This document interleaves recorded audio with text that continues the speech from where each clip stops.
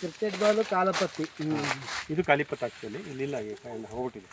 ಅಲ್ಲೇ ಕಿತ್ಕೊಂಡು ಅದು ಬಿಟ್ಟಿತ್ತು ಮೊನ್ನೆ. ಇರಲಿ ಇರಲಿ ಇದು ರೀತಿ ನಾವು ಇದೇನಾಗಿದೆ ನೋಡಿ, ಇದು ಸಪೋಟನೇ, ಇದು ಕಲ್ಕತ್ತಾ ಸಪೋಟ. ಇದನ್ನ ಬೇಸ್ ಪ್ಲಾಂಟ್ ಅಂತೀವಿ. ಇದು ಗ್ರಾಫ್ಟೆಡ್, ಇದು ಮದರ್ ಪ್ಲಾಂಟು, ಇದು ಬೇಸ್ ಪ್ಲಾಂಟು.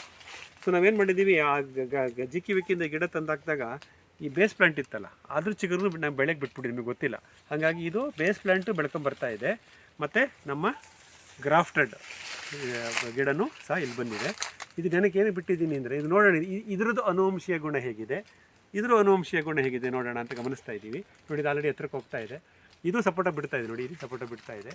ಇದ್ರ ಹಣ್ಣು ಇದರಷ್ಟು ರುಚಿಯಾಗಿರಲಿಲ್ಲ, ಯಾಕಂದರೆ ಇದು ಕಸಿ ಕಟ್ಟಿರೋದು.